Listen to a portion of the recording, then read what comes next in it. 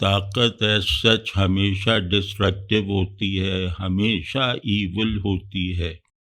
ہمیشہ تخریبی ہوتی ہے، ہمیشہ نقصان پہنچانے والی ہوتی ہے، اگر یہ کسی اصول کے سائے میں رہنا قبول نہ کرے تو گویا کسی اصول کا سایہ میسر نہ ہو تو طاقت گویا پاگل ہاتھی ہے۔ تو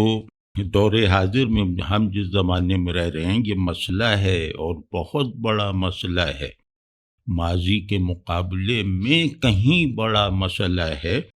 کہ طاقت اب غیر محدود توسیع کی خواہش بن گئی ہے۔ طاقت اپنے پھیلاؤ کی خواہش مند ہمیشہ سے رہتی ہے، کیونکہ طاقتور پہ تھوڑی نافذ ہوتی ہے، وہ تو اس کا نفاذ دوسروں پہ چاہتا ہے نا۔ تو توسیع کی خواہش، توسیع کا جذبہ، یہ طاقت کا بنیادی وہ ہے، طاقت کے پھیلاؤ کا بنیادی سبب ہے۔ لیکن دور حاضر میں یہ طاقت جو ہے وہ بے اصولی کے ساتھ غیر محدود توسیع پر تل گئی ہے، اور مشکل یہ ہے، بلکہ ظلم یہ ہے کہ اس خواہش کی تکمیل بھی طاقت کے لیے جلدی ممکن ہوتی جا رہی ہے، یعنی طاقت کا ایسا پھیلاؤ جسے ناپا نہ جا سکے وہ اب ممکن ہو چلا ہے۔